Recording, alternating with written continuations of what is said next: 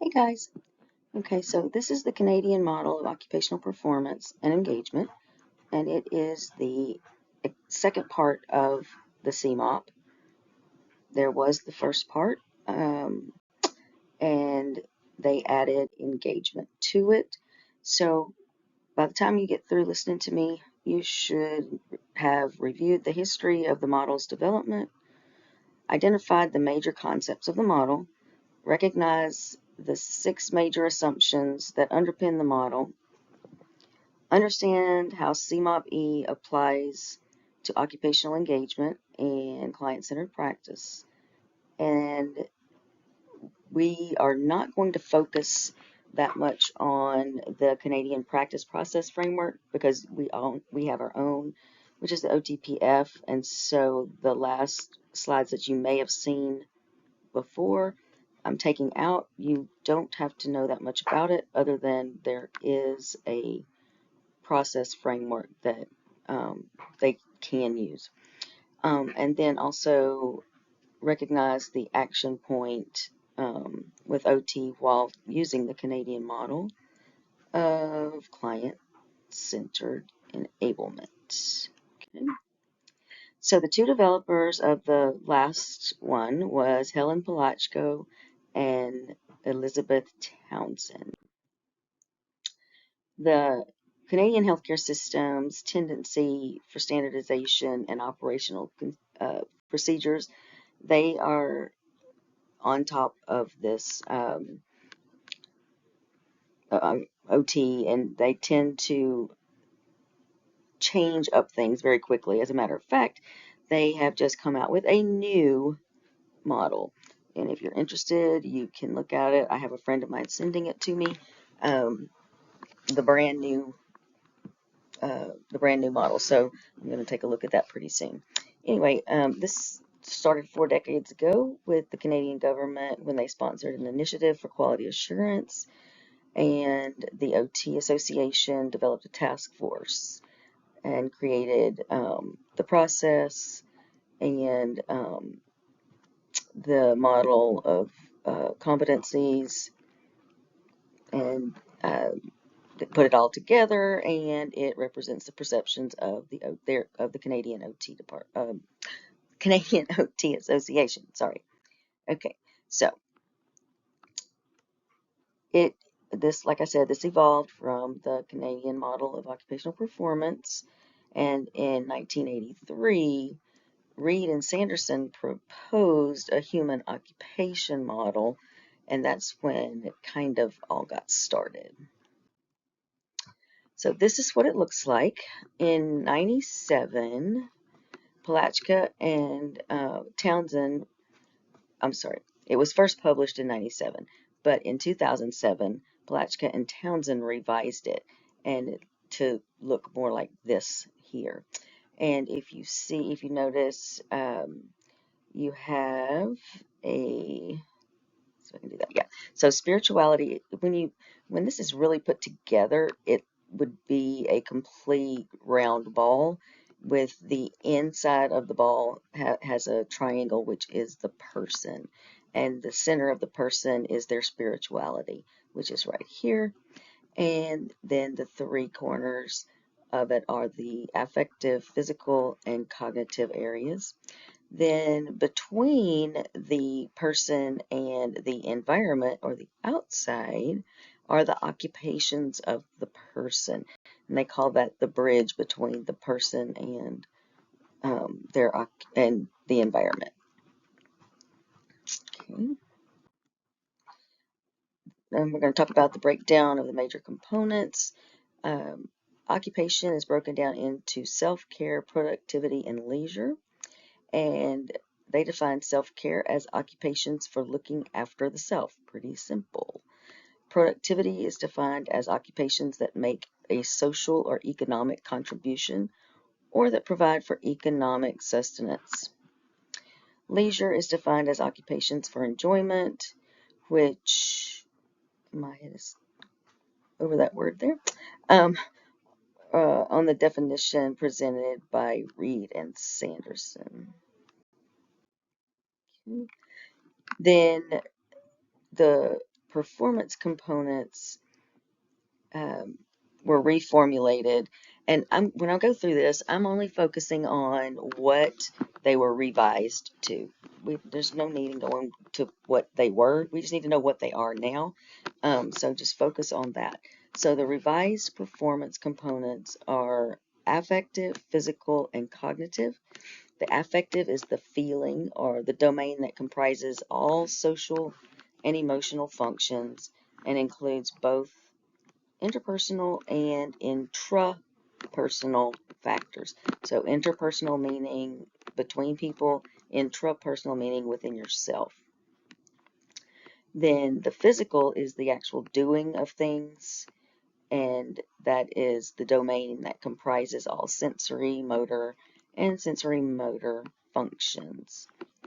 Then you have the cognitive area of thinking, and that's the domain that comprises all mental functions, cognitive and intellectual, among other things such as perception, concentration, memory, comprehension, judgment, and reasoning.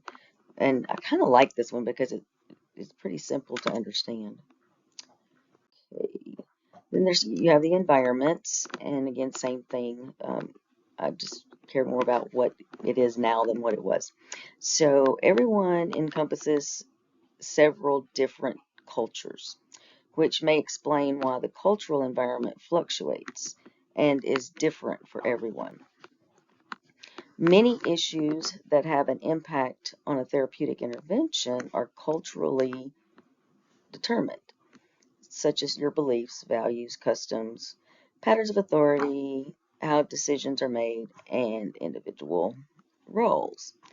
So now we have the cultural, physical environment, and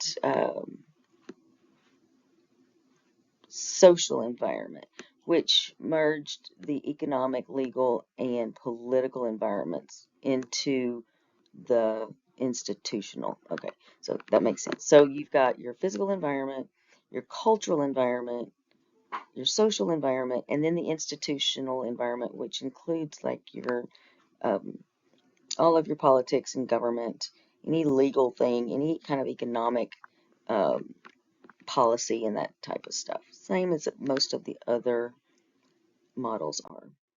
And a lot of the models did come from this one model. So here, let's review what I just said. So we have the person, and you can kind of see this is trying to make it look 3D because it makes it go around. That makes it kind of look like it's rounded. Anyway, you've got the yellow triangle is the person with spirituality in the center, and you've got their affect, their cognition, and their physical being. And then on the outside, it's going through the whole thing, kind of like through the person into the environment. You have their occupation, so it's what makes up the person: leisure, self-care, and productivity. Then on the outside, you have the culture, or you have the environment, which is cultural, social, physical, and institutional. And they have these bars over here to the outside that match the same color as the circles on the left. The purpose of this, from my understanding, is it shows you how the environment is larger than what we as OTs would deal with. So you see that it is outside the lines of the domain. So what is outside means that there's things beyond that the person might deal with that would not be in our scope of practice. And kind of shows the same thing with the person as well. But if you notice, their occupation is all within our scope. So just a little bit of the person is outside that we might not deal with, and then the other is all within our scope. The engagement that's mentioned right here, that is the outcome of this model. Okay. So this is some of the assumptions of the model. It is dynamic. It has a dynamic interaction of the person, occupation, and environment. And they want to note that the occupational performance is just a piece of this model. It is not. It's not the outcome that they are looking for. It's more of what's kind of happening behind the scenes, whereas engagement is what they are really wanting to focus on.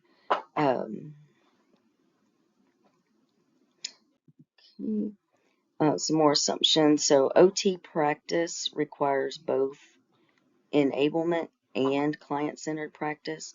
So as an OT, we must be client-centered and we must enable the person to enable them toward their occupation. Occupational performance remains implicit. I said that just a minute ago. And occupational engagement is emphasized. And enablement through occupation is the core of the model. And remember, spirituality is the core of the person. So you'll hear both of those things. Enablement is the core of the model, and spirituality is the core of the person. OTs enable through occupation. So we use occupation in this model to enable the person. And this is one of the things that they say. I need to hide myself there. Let's see. Not sure how to do that. Oh well. Okay. Well, not going to worry about it. OT is the art and science of enabling engagement in everyday living through occupation, of enabling people to perform the occupation that fosters health and well-being, and of enabling just and inclusive society that, I don't know what that says, may participate to their potential in daily occupations of life.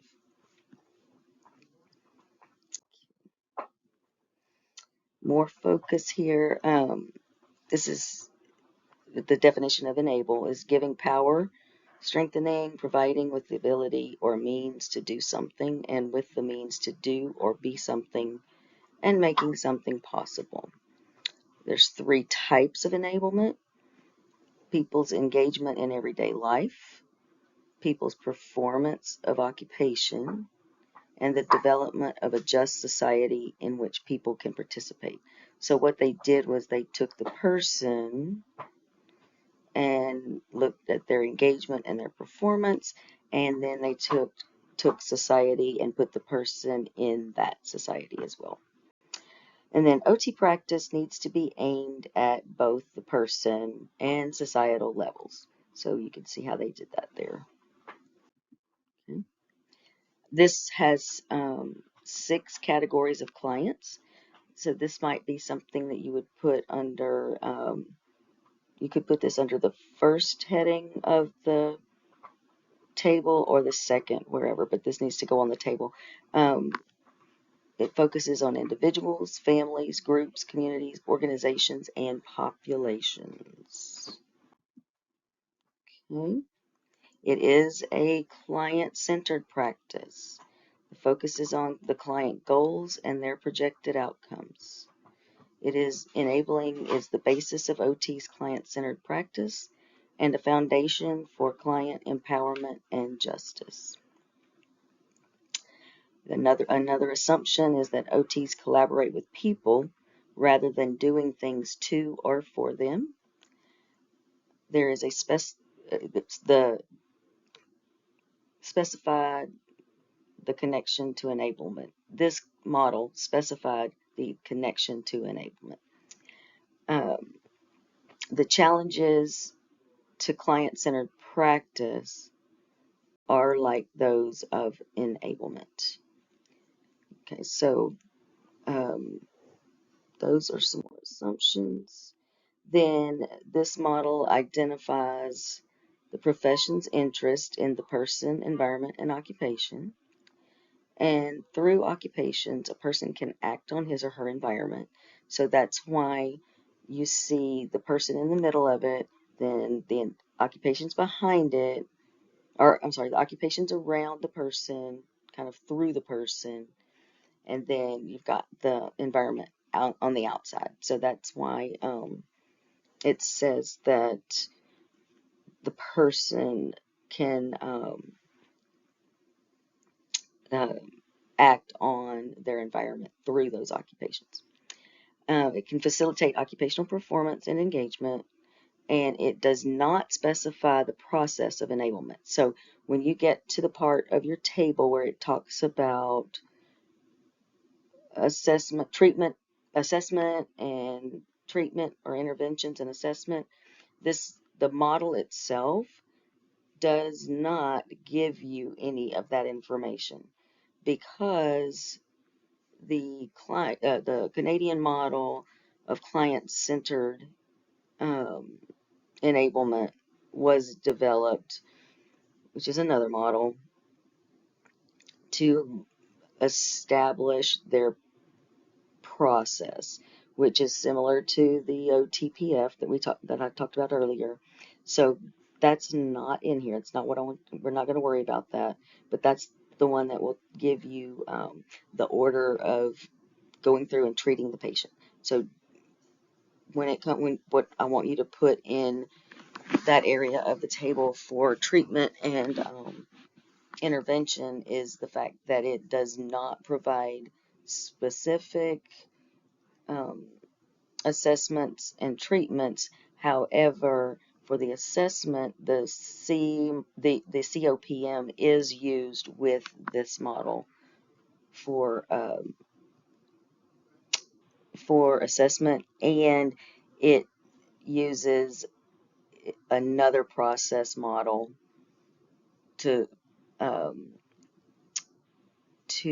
follow through for their evaluations and treatments process. Okay,